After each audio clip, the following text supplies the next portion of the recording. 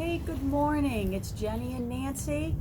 Continuing with the wellness series, this morning we're going to start with environmental wellness, one of our favorites. I think they're all our favorites, but this one, if your environment isn't healthy, there's no way, even if you're eating and exercising, there's no way we're going to be healthy. So the environment really is to me, it pulls everything together. Absolutely. So environmental wellness, it's where we live, it's where we work, it's where we play. And it's not just the environment, but it's our impact on the environment. We often hear the saying, leave a small carbon footprint. Or if you're hiking, leave no trace, leave no footprints, carry in, carry out. And there's all great reasons for this, because the impact of humankind on the environment hasn't been so great. So anyways, the environment affects our health overall. Being in the environment, being outdoors in nature is actually very healing for us. It's got a positive effect on the body, mind, and spirit. And that's why gardening and walking in the woods or just being outside, and if you can't get outside, just looking at a natural picture can be very soothing. And so when we think about the environment, act local, think global. Everything we do here in our community affects somebody else's community. Years ago, we all became more aware of the contaminants that are being dumped into the Susquehanna River and the impact those contaminants are having down in the Chesapeake Bay. And it's horrifying to think that these little mammals are being born with two heads and different things. And then you got the ocean that people swim in and enjoy. So, when we're choosing cleaning products, they have great plant-based cleaning products now that are safer for the environment and safer for us to use. But, again, what goes down our drain ends up in the Chesapeake Bay. It does go through a little purifying process, but those of you who pay attention, our sewage treatment plant isn't so good. Not at this point. But anyways, it's just being mindful of the products that we purchase and how they affect us and the environment.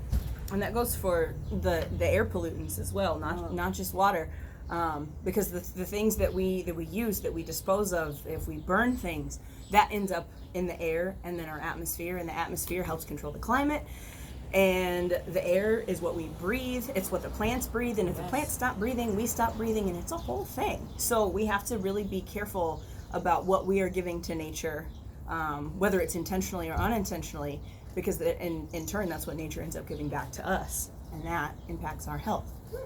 Well said. You're absolutely right. I mean, years ago, they really encouraged people to stop using aerosol sprays. Mm-hmm. I remember when that came about. That was a really good step. And we've all survived. We have. We've all survived. Our hair's not as big, but we're here. Yeah. I don't think you lived through the 80s. No. The 80s, that was the big hair. The big hair. Oh, that was kind of crazy. So what we're talking about are eco-friendly habits to make the planet healthier. And why does that matter to our well-being? We've got little hitchhikers all over the place. We do. The guy wants to be friends. Unfortunately, there are products on the market that the companies are aware that cause cancer. You've got Roundup, and you've got a company called Monsanto, and you've got a lot of different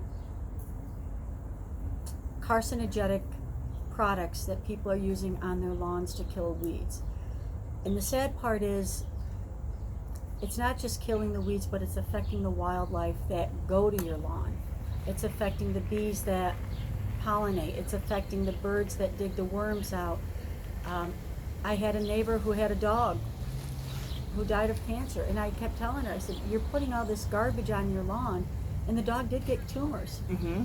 And our pets, they absorb chemicals through their paws.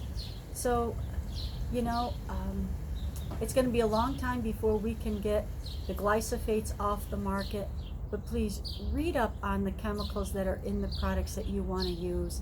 Educate yourself, because there are some earth-friendly, environmentally friendly products we can use. Vinegar being one of them. Vinegar, salt water, that's a great weed killer. And it's not going to harm the environment or the animals like Roundup will.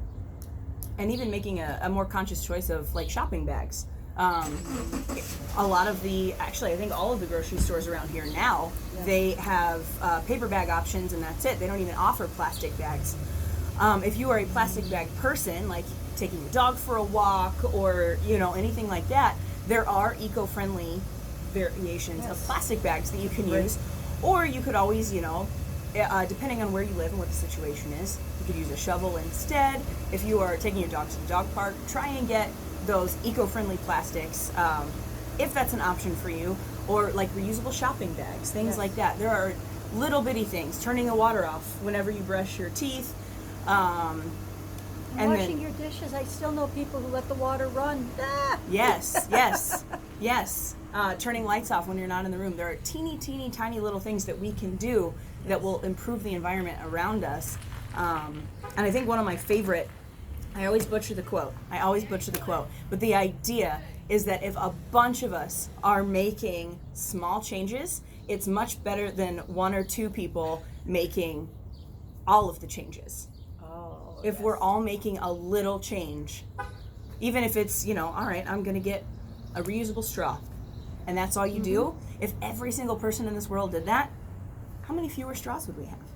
So if everybody makes a little change, our environment slowly starts to improve, and our health starts to improve as well. Absolutely. It's a sense of community thing for me, too. It always makes me feel like I'm connected with the rest of the world when I do something for the environment, which is a totally selfish take. But, we're humans, so that's normal, right?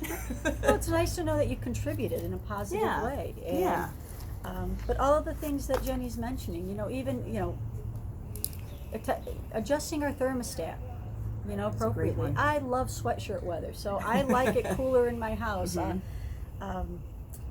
Junk mail, I'm still working on that one. I have written to companies and said, hey, I don't need 4 mailings every month.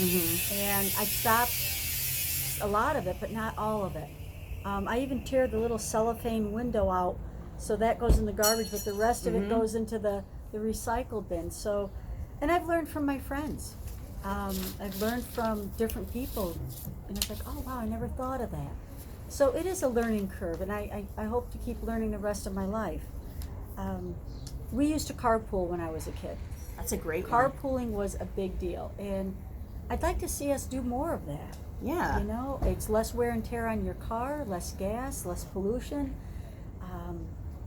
And when we were kids, it's like if I had a bike and I had to go to practice, I was on my bike, bungee cording my bat and my glove to the handlebars and riding off to practice. So, those were actually good memories. So, yeah, absolutely.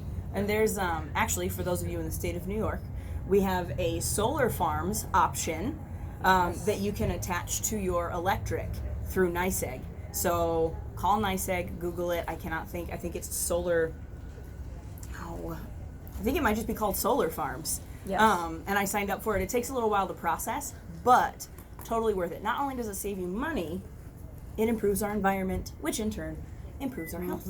For me, mentally and physically, for those of you who are less of, a forest troll than I am.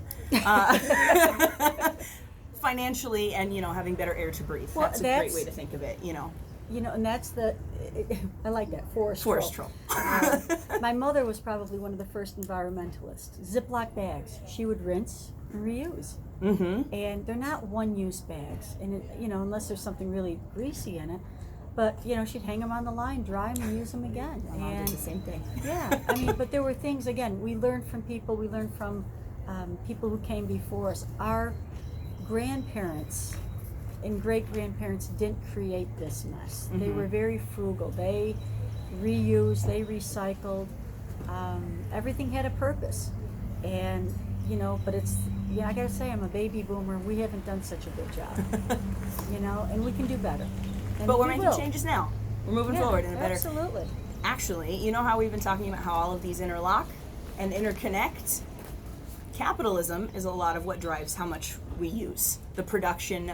The mass production of lots and lots of items, always needing new things, not reusing stuff, just tossing it, grabbing new things. That actually ties environmental wellness and career wellness tie into each other very, very much in this aspect, because if we are choosing jobs and choosing companies that we are able to make a change from within, or if we even are the ones that start like a recycling initiative, things like that. So environmental, physical, career, look at us go, tying everything together. And we've got some dive bombers here today, and we must be in their space. But start the kids younger. Yes. The kids really want to have a connection to something, and we used to start environmental groups and Earth Day cleanups at school, recycling in the cafeteria. So there's a lot of great things. There's a school district nearby, Maine Endell, that has created a solar farm next to their elementary school out in Maine. Amazing. Johnson City is purchasing land to do the same thing. So there are school districts and companies that are on board. There are people who are retrofitting their RVs with solar panels on the roof. So people are very creative, and like rooftop gardening. If you're in the middle of the city and you can't start your own like farm, what is it called? Urban gardening? Urban gardening. That's a thing. So think outside the box. Get creative with it. Yeah. Alrighty. So things that you do outside that have a direct impact on your health and the health of the planet. Gardening and landscaping. I won't say, I was commenting about some of the landscaping near us recently. It needs a little work. But there's joy in watching something you plant grow from a seed to maturity. And protecting the pollinators. The bees need, they need those dandelions. That's the first flower that pops up that the bees can harvest from. And not planting things that are invasive to your area. Plant things that are natural to the environment, because the invasive species tend to take over. And I think that's part of the reason why in certain climates out in Vegas and the more arid climates, people are actually trying to grow grass on their front lawn, and it's a desert.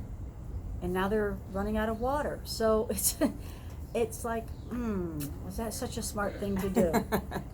But just to add to the bees sentiment, I love bees.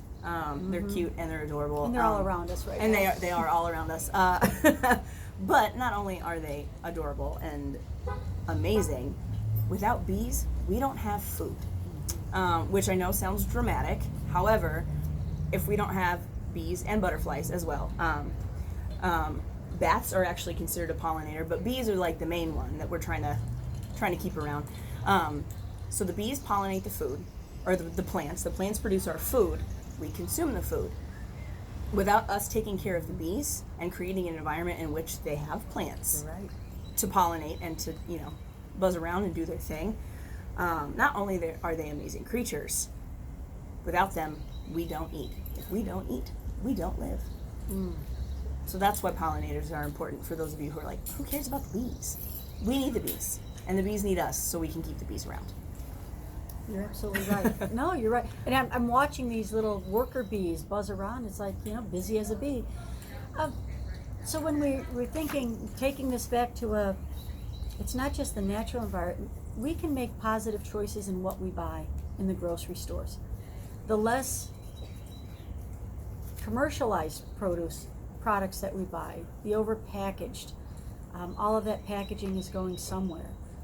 I know there are people out there who are reusing the little bags from the cereal boxes. They recycle the cereal boxes, they rinse out the plastic, and that might be a bag they use for their animal waste or whatever. Again, there's a lot of different ways we can reuse things, but try to purchase as much organic produce as you can, because those are vegetables and fruits and foods grown without contaminating pesticides, and the animals didn't suffer by being injected with growth hormones and everything. So it really is about paying it forward. And I know right now organic produce is a lot more expensive and it's hard, and that's why I grow a lot of my own. I really try to grow my own stuff, and like Jenny said the other day, the farmers markets are a great resource for buying healthier produce, less sprayed produce. Yes, and supporting your local farmers. You got it. Alrighty. So The earth really contains everything that we need to thrive and live healthy lives. The more time we spend outdoors, the more appreciation we have for the outdoors, the more likely we are to want to take care of it. The more fresh air and sunshine, the healthier we become. Pass that down to the younger generations. Get them away from their tablets. Get them away from their games. Get them outside. Play a game of kickball. Yeah. You could even practice grounding with your kids, your grandkids, grounding. your cousins, students, whoever you've got around you. It's an opportunity to teach, and it's also an opportunity to create like a positive habit. So Jenny, tell them what grounding is. yes, I don't know if everybody grounding. knows. That's a good point. So there are several different ways to ground. My personal favorite, because I'm a forest troll, is to stick my feet in the dirt and just wiggle my toes around. So what that does is there are actually electrons that will transfer between our bodies and the earth. And it's just this beautiful like connection with nature, and it's a good way to kind of relax. And you can add some like deep breaths in with it. There are a bunch of different ways to ground. Taking deep breaths, finding five things that you can see, 3 things you can touch, 4 things you can smell, whatever, however you want to do your countdown. I like that. Yep. But just, and you don't have to actually wiggle your toes in the dirt. I just do. You could even like just stand barefoot on some grass, and there's that electron transfer, and it's this beautiful exchange of energy. And what little kid doesn't want to wiggle their toes in dirt and run around barefoot there's outside? a lot of good bacteria in dirt. There is. A lot of good bacteria, and that helps develop a healthy immune system. Yes. And sunlight. That's another. We're blessed with that today. Yes, that's another great thing that you can do. Now, obviously, we need to wear SPF and take care of our skin. However, depending on the number of melanocytes that you have in your skin, which are, if the darker your skin tone, the more tolerant you are to sun, and the more sunshine you need to produce that vitamin D. And the melanocytes are what make us lighter, darker, medium, anything like that. So we all still, no matter what our skin color is, we all still need SPF. We need to protect from those harmful rays. What we need are the beneficial rays to help our bodies naturally produce vitamin D. That improves our mood. It can help decrease headaches. It gives us energy, all kinds of things. It helps keep our skin healthy. There's a lot of really good resources out there about how much sunlight you need and why, and the best types of SPF to use. Yes. But the right amount of sunlight is actually very, very beneficial to you. So wiggle your toes in the dirt, hang out in the sun for like 10 minutes. Love it. Improves your mood. Absolutely. All right. So we will see you in the next series. Enjoy some fresh air today. Yeah. Thank you. Thanks for tuning in.